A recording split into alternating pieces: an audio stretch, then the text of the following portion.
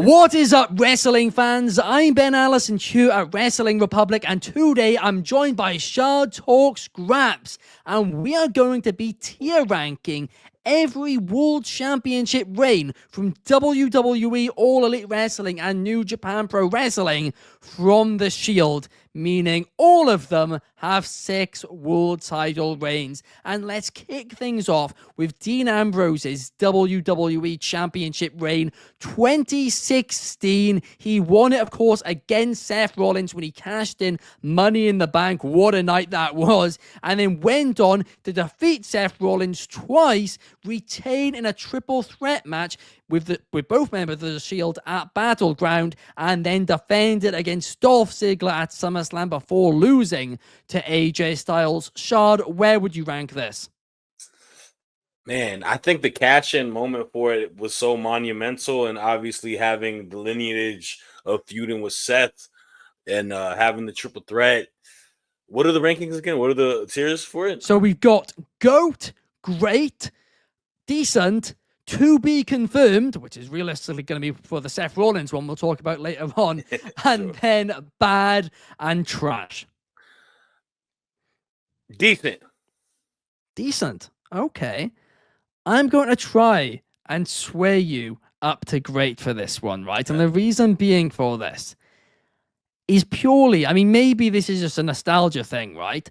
But around this time, it was when the brand split returned. It was when suddenly the product became good again. We had that incredible rivalry with him and Seth. With him and Seth and Roman Reigns heading into Battleground. We then had the brand split where temporarily Dean Ambrose was the top guy on SmackDown. Yeah, this was like the first, to be honest, this was the only time in his WWE career where he actually felt like a big deal. You know what? Let's go with Great. I'll go with Great. Hey. I think a lot of that does come true to it. I think that was actually a pretty good year in regards to wrestling for the WWE side. Yeah, a lot of freshness to it with a lot of stars. Like a lot of people becoming budding superstars, and he's definitely was one of those. Like, man, Ambrose, like Mox, that guy, man, he's got such a underappreciation of what he's done in WWE. Like he was always one of those guys in the Shield that stood out. I loved his like eerie, just crazy character that they allowed him to display. But yeah, let's go with Great. That's fine. Perfect. Up next, his first All Elite Wrestling World Championship reign. Of course, he defeated Jericho to win it, and along the way then retained against Jake Hader, Mr. Brody Lee, Brian Cage, Darby Allin, MJF, Eddie Kingston, The Butcher. I don't know how he got that title shot. Lance Archer and Eddie Kingston before losing to Kenny Omega thanks to a screwdriver. This got to be great for me. I think this was his first title reign that he won in All Elite Wrestling, right? Yeah. Yeah, this was special, man. This made Mox really feel like a cornerstone superstar after leaving WWE. You felt the appreciation of him. This is when he was a good guy doing it. And a lot of, man, oh my goodness, the Eddie Kingston match was so good. The match with Brody Lee, rest in peace, was so good. Like, there was a lot of greatness towards it. That's like a very fun time of AEW that I loved a lot. So I got to put it at Great. That is a great shout. But up next, let's talk about the second AEW title reign he had, because this one was a little bit weird. He won the interim championship. Then CM Punk came back. And then he retained the interim title against him once and then lost it again. The next match. Yeah, this was like, I think a lot of kind of behind the scenes, like they kind of had to like break the glass and get Mox to get the title this time around, right? Was this that one? No, not even really. I mean, there was just an injury. So they were like, okay, let's crown an interim champion. They crowned Jon Moxley. Then the first match he had was against CM Punk. And he won, so he became the official champion. Yeah, I remember that one. And then he lost to CM Punk the next time week. Around. Yeah. That's right. Okay, yeah, that was during that whole injury debacle. Yeah, the storyline of it wasn't really much of a reign. I didn't mind the matches between him and Punk. I think that was a surprise when he beat Punk, right? because a lot of people thought, oh, he was the interim champ, and he was just gonna drop it to Punk because of that situation. But he then ended he up did drop it the next week. the next week after that. Yeah, it's definitely not great. I don't even think it's okay. I feel like it's Bad. I'll give it to bad. Yeah, that wasn't a good one. I mean, I still don't really know what they were trying to do with that reign. But up next, Jon Moxley 3. This one was a little bit better because he defeated Bryan Danielson at Grand Slam 2022 to win the belt. Then he defended against Adam Page, Penta, before losing it to MJF. I mean, this one was kind of, wasn't here for a long time, but it was a fun time. I'd say decent. I'll give it decent. I think the matches that he had during the reign was really good. I think him and Danielson's just storylines coinciding with each other from the beginning all the way to a storyline where we'll talk about probably coming up with his title reigns have always been a treat for me. But I'll give it decent. Like you said, there just wasn't a lot of depth with it.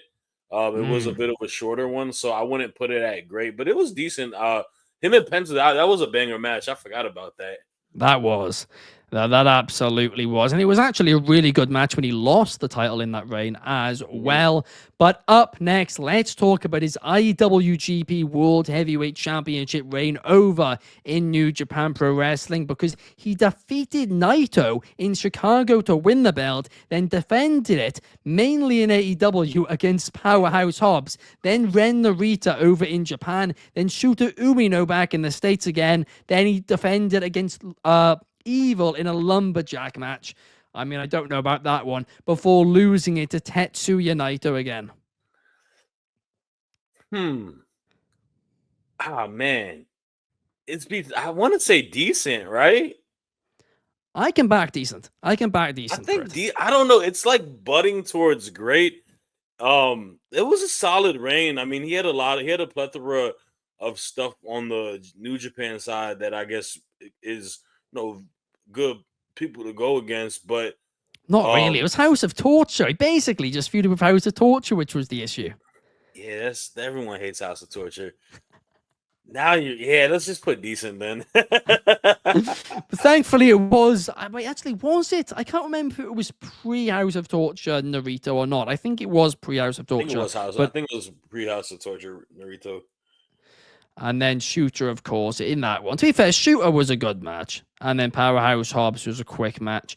If only it was somebody instead of Evil, I think this could have been a great reign. But unfortunately, Evil ruins everything. Up next, the reign which has just ended, the Death Rider's reign. He won the belt against Bryan Danielson, defended against Orange Cassidy, Adam Page, Jay White, Orange Cassidy, Powerhouse Hobbs, Christian Cage, and Cope, Swerve Strickland, Samoa Joe, before then losing it to Hangman Adam Page. Hot take. This was a great title reign. This was a great title reign. I know people were sick and tired of the Death Riders and all of that jazz, but what you just named, the ebbs and flows of opponents that he went against, the establishment of the group, kind of being a cog in the wheel for this company. This was a great title reign, and I think it's one that will age better within time, especially as we come with that moment that we had this year, losing to Hangman. I'm gonna go out there and put great. People are gonna say trash. I know that's gonna be the one that's gonna be a hot topic, but I feel like it gets a little bit over hated by people. I think it's more so the Death Riders than it is Moxley in the ring. But that's where I'll agree. It definitely isn't trash. It definitely isn't even bad. There was quite a lot of really fun matches during this. And also, and I always say this with any match, but it's also the case with any storyline, it's the ending which matters. And that ending was exceptional. So screw it. I agree. Let's chuck it in great. Let's go. They're going to hate this graphic so much when they're going to go nuts on us again. But up next, Seth Rollins won, of course. He completed the heist of the century, cashed in on Brock Lesnar, WrestleMania 31 to win the belt, and then went on to defend it against Randy Orton, Dean Ambrose, Randy Orton, and Roman Reigns. Dean Ambrose by DQ. Dean Ambrose again. Brock Lesnar, no contest. Neville, in what was a hell of a TV match, by the way.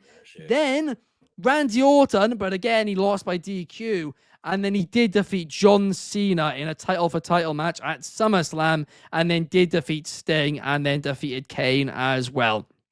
Look, I'm going to be honest with this one. I think it's kind of a little bit nostalgic when we think back to it. But if we actually look at this, I mean, there's like 4 DQs and 1 no contest. I mean, it established Seth as like a different type of star, and I think that's the one where I'm kind of budding where I want to put it. The Heist of the Century is just alone one of those moments. That's true. So like, I'm not gonna put it at GOAT. I'm not gonna put it at GOAT. I think I'm cool putting it at great. Okay. You know what? I'll agree with you. He did almost kill Sting. He did almost put him into an early retirement during it.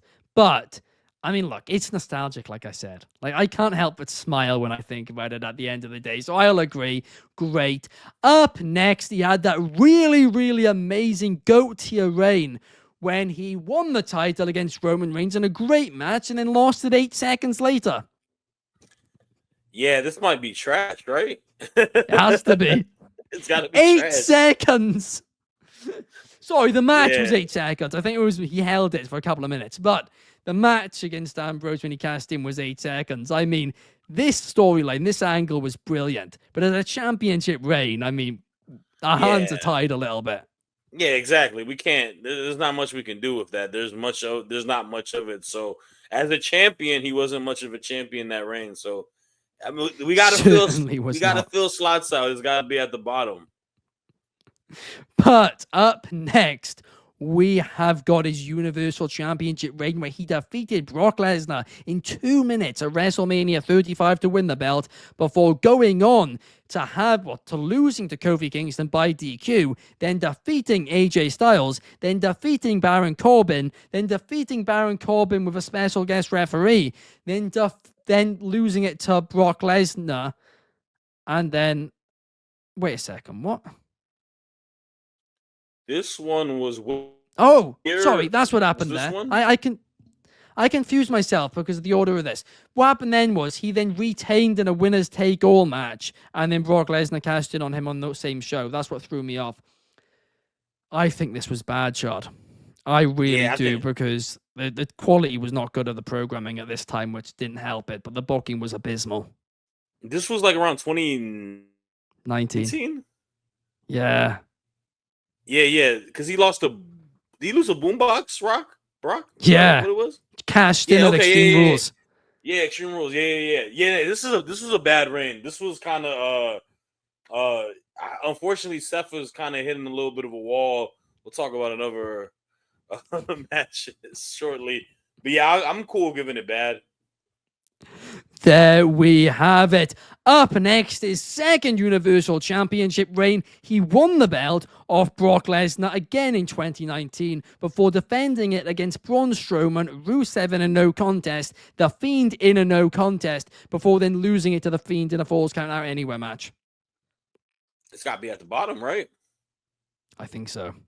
This was a horrible reign. That Fiend match is horrible. Yeah, this got to be at the bottom. Oh, man, this is crazy, Seth. Woo, you got 2 stinkers right there, buddy. He absolutely does. I mean, the fact, firstly, that the only match in this title reign which didn't end in a no contest was against Braun Strowman, I think might tell you all you need to know about it, really. So, Rollins 2 and Rollins 4, both in the trash. Yeah. But up next, we have got his first World Heavyweight Championship reign. He won the belt against AJ Styles, defended it against Damian Priest, Braun Breaker, Finn Balor, Shinsuke Nakamura, Drew McIntyre, Sami Zayn, Jey Uso, Drew McIntyre, Jinder Mahal, and then lost it to Drew McIntyre at WrestleMania 40. Ooh, man. So this is like when that new belt was created, right? Yeah. Man, I love this title reign because I think it was very important to create a different belt. He had to do a lot. He had to move mountains to try to make it seem like a established belt and not as much of a secondary belt, tied to what another title reign we'll talk about later. Mm. And I won't say he did that because that is just the nature of how the booking and what they've created with all of that. But I want to say great. I want to say great. I don't know if I want to give it GOAT, but it was a pretty great title reign. I think he had a lot of high quality, defenses, good opponents, and I thought Seth really put a lot of work in to try to make it seem like, yo, we're gonna have two legitimate world titles, and Yeah. he did what he needed to do. So I'll go with a great title reign. And I'll completely agree on that point as well. Not quite GOAT, but not far off at all. A lot of bangers, and he really did carry it well. And also, I mean, like we know, like he injured himself. That is how he literally injured his back due to how Yeah. much he was carrying the weight of the belt. But up next, his current reign. I mean, he's only had one match, and he won by DQ against LA Knight. I think this has to be confirmed. Yeah, it's got to be to be confirmed. We have a lot to see what goes on with it. I won't say it's like the cash in was really good, but like I haven't loved the follow through as much yet. But a Hmm. lot can change. He has a big match at Clash at Paris, which is Oh yeah. a pretty significant title defense against a lot of talented wrestlers in that match. So we'll see. That is absolutely true. Up next, we have Roman Reigns, and we just went through the title reigns, and I realized technically there is only 5 title reigns, despite the fact he has won 6 world titles. The reason for that is obviously one of them merged into the other. But let's kick things off talking about his first reign with this championship, where he won the world title after it was vacated by Seth Rollins by defeating Dean Ambrose at Survivor Series, before then going on to lose just a few seconds later against Sheamus when he cashed in. It's got to go on the bottom because he got cashed in on, unfortunately. Just the nature of the game. You weren't really much of a champion. Exactly the same thing as the Seth Rollins one there. But up next, I mean, he didn't have much of a championship reign for this one either, because he did manage to defeat Sheamus in December. He then went on to defeat Sheamus on an episode of Raw, and then at the Royal Rumble, which was just over a month after he won the belt back, he lost it to Triple H. God, this is potentially in the bottom again. This wasn't a really good I mean, one. at least he had a Little bit. defense, I guess. He had one defense. Yeah. I don't know. What do you think? I mean, we could go trash, we could go bad. I mean, I'm trying to Let's go. remember, to be honest, that match against Roman Reigns and Sheamus. I mean, it had Vince as the special guest referee. Oh yeah, that sucked. Oh, Yeah, never mind. It's got to be trash. yeah, it's trash. This was a trash one too. But up next, let's talk about one where it was finally a half decent title reign for him. In fact, I actually think it might just be a great title reign for him. He defeated Triple H WrestleMania 32 to win the belt. Obviously, that match wasn't liked by a lot of people. I thought it was, to be honest, massively overhated. I thought it was fine. But then would go on to have 2 bangers against AJ Styles before then going on to lose the belt to Seth Rollins at Money in the Bank. Look, this title reign was quite short, but it was 3 bangers. Like, it was just 3 back-to-back absolute bangers. Yeah, no, there were 3 really good matches. I'm cool putting it at great. Honestly, Oh, okay. if you want to put it there, that's fine with me. There we are, then we'll put it there. Up next, we have got the 2018 Universal Championship reign. Now, I'm going to be honest, I actually didn't realize, sure, Roman Reigns went almost 2 years without winning a world title. That's actually nuts to think That's about. wild. It is wild to think. It doesn't feel like that. No, not at all. Of course, he won it at SummerSlam 2018 by defeating Brock Lesnar before retaining it against Finn Balor. And then he had a no contest Hell in a Cell match with Braun Strowman. What was up with those? Before then defeating Baron Corbin, and then he had to vacate the belt. Yeah, unfortunately, he had to vacate the belt due to the leukemia. Um, I'd say decent. I say it was a decent reign. Decent or maybe bad. I don't know. What do you think? I'm going to be honest. I think I'm going to have to go bad because the Finn Let's go Balor bad. match was Yeah, a lot of fun, but he had a no contest Hell in a Cell match. yeah. I mean, That's. there's not much positive you can really say about I, that. I guess I'm feeling sentimental just because him having to vacate it Yeah. was a sad moment. But if we're talking about the reign itself, all right, bad. Let's put bad. Well, we'll make it up to him in just a second because up next, it is his famous championship reign 2020. He won the title in a match against Braun Strowman and The Fiend. Won it then went on to defend it. You guys might have to give me a minute here. Against Jey Uso, Braun Strowman, Jey Uso, Kevin Owens, Daniel Bryan, and Edge. Daniel Bryan again, Cesaro, Rey Mysterio, Edge, John Cena, Finn Balor, Brock Lesnar, Sami Zayn. Then he did actually lose to Seth Rollins, but it was by DQ, so it didn't matter. Then Goldberg, Brock Lesnar to unify the two titles and to technically get another one. Then against Matt Riddle, Brock Lesnar, Drew McIntyre, Logan Paul, Kevin Owens, Sami Zayn, Cody Rhodes, Jey Uso, LA Knight, AJ Styles, LA Knight, Randy Orton, and then lost it to Cody Rhodes. Yeah, let me just say the unification made me so mad because they did Big E so dirty by Brock Lesnar for that title. Anyways, this is GOAT tier. I mean, this is the one that we were waiting to put on the GOAT tier. Let me tell you how amazing of a character in the reign Roman Reigns is, because you just went off a list of names. That first half was prime time Vince McMahon, like just booking the same thing consistently, nonstop, and he overcame that and made you care. Roman Reigns' tribal chief title reign will go down as the best world title reign of all of professional wrestling, in my opinion, man. Like, wow, like he brought an element to make pro wrestling on a it's cool again, right? Like people cared about it, especially for the WWE, and like you just like the early Jey Uso stuff, man. Like, my goodness, that's one of my favorite matches of his entire title reign. You talk about him just being the ultimate bad guy that established Sami Zayn to be a big time baby face, Cody to have a big moment finishing his story. It's GOAT tier, man. It's its own tier, and I'm glad that we left it as the only GOAT tier reign, because that is what it should be. Absolutely. I mean, look, I can't disagree with your point. I don't know of a title reign which was better than this. The only one I can maybe try and make an argument for is Kazuchika Okada's 2015 to 2017 reign in New Japan. That's the only one I can even compare to be like, because that was literally banger after banger after banger. But the difference is Roman Reigns was having to do it on a weekly basis on national television. And also, he did have some pretty rubbish storylines at times he was given as well. Yeah.